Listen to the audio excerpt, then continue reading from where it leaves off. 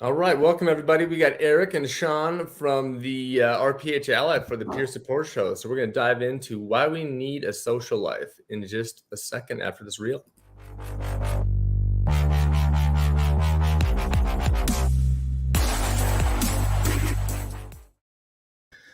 All right, Eric. It felt like we were reaching on this one, but I think it's going to be a good topic. So I don't think we're reaching at all. Okay, let's do this. Why do we need a social life?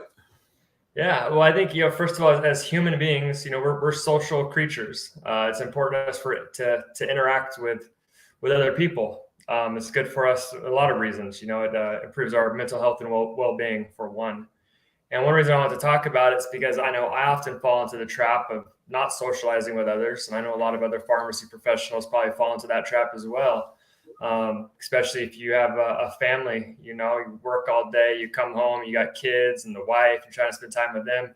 You never really have time to go hang out with other people and have much of a social life. And what I've seen when I look at people, whether they're in the pharmacy profession or not, it could apply to anybody, who have more of a social life. Of course, a healthy amount, not too much, but a healthy amount of social activities. They just seem to be doing better. They're more well off, and at home. They're a better husband, they're a better father, and they perform better at work. Then you see the guys who just work all the time. All work and no play, and they just don't seem to be doing as well in all areas. And it's something that, like I said, I used to fall into that trap of not really having any friends, just very much sticking to myself and doing my own things. But one thing I've been forcing myself to do more and more is to get out there and socialize. Mainly for me, it allows me to get out of my head. When I'm not socializing, interacting with other people, I'm just in my head all the time. And it's not always a good place to be because some crazy stuff goes on up there. And when you're socializing, you're able to get out of your head. You're able to bounce ideas off other people instead of just having these thoughts and then having this conversation with yourself about it, which may not be a correct conversation.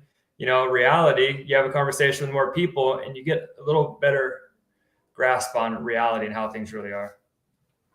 I love that. I love that because like you, so gosh, like when I used to have like a close network. I think we talked about this before, but like, I moved with four of the guys or three of the guys. Four of us moved down to Tucson from Minnesota, North Dakota area to take the sign-on bonus at Walgreens, right?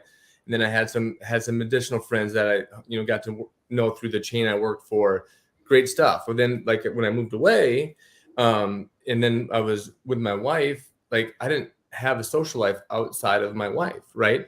And then we had kids, and then it became even less because then you got kids, and it's like I can't see myself going out and hanging out with any other guys. Yep.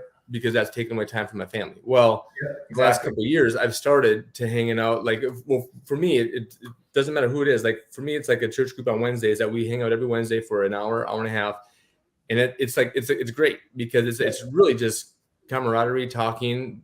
Yep. Most of the time, we're talking about our kids. We're talking about like how we are raising our kids, right? Because we all struggle with that.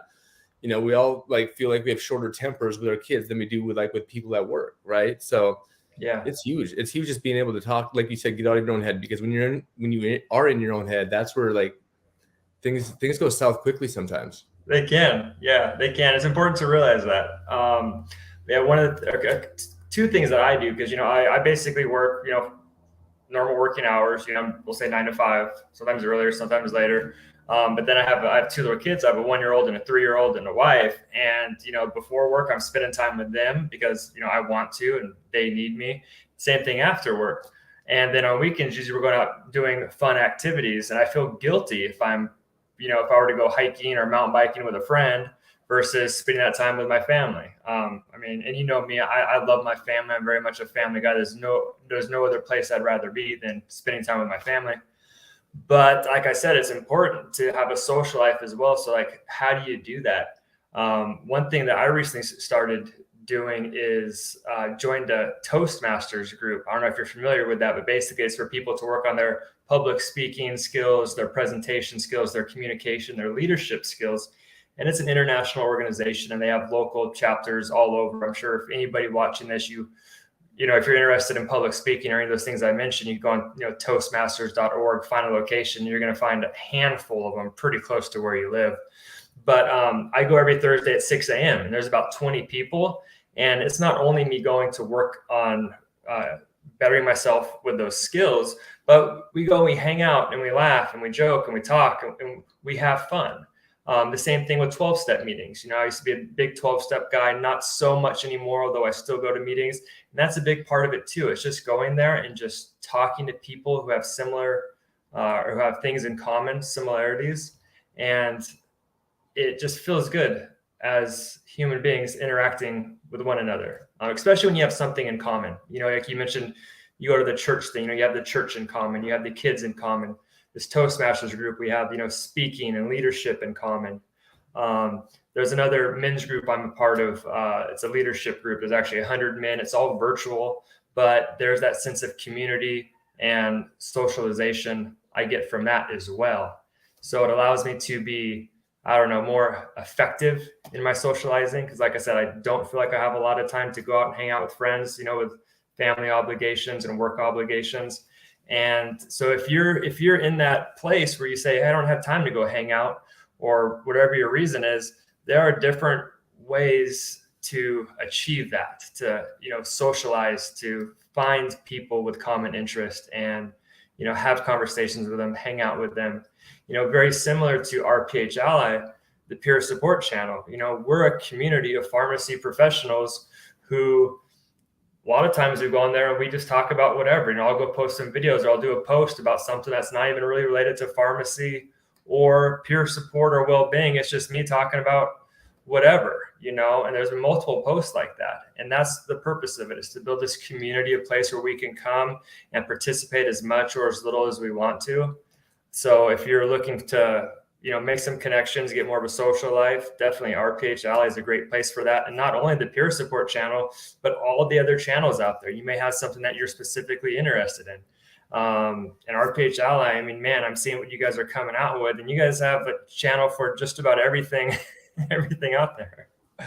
No, and there's more coming too, Eric. I love that you brought that up. I kind of want to go back to what you said about like efficiency, like that. We're all like, I'm super efficient like you. It's like, okay, if I have an hour to spend outside away from my family, it has to, do something for me. Obviously, it's like in us guys, when we get together, it's really like, again, we're friends, but we're also like using each other to sharpen our skills, right? As dads, as whatever, as heads of the household. So that's just like you said, like there's iron sharpens iron, so it's like picking and choosing and being strategic about who you hang out with is also key too, because like, if I would go hang out with probably some of the guys I hung out with in high school with, like that wouldn't be good for my family, right? Like those, whatever, or in college or whatever it is, like you don't want to go back to like old habits that maybe could have gotten you in trouble or something like that, right? So you do have to be strategic in how you use your time, right? So that's huge. Yeah, I think they say you are like the accumulation of your 5 closest friends. So like, if I went and knew your 5 closest friends, Sean, I would know who you are. I would know what kind of person you are. I know what kind of values are. So yes, it's very important to surround yourself with the right people. And what I always recommend is somebody's having trouble finding friends or having a social life. I say, well, get involved with something that you are interested in.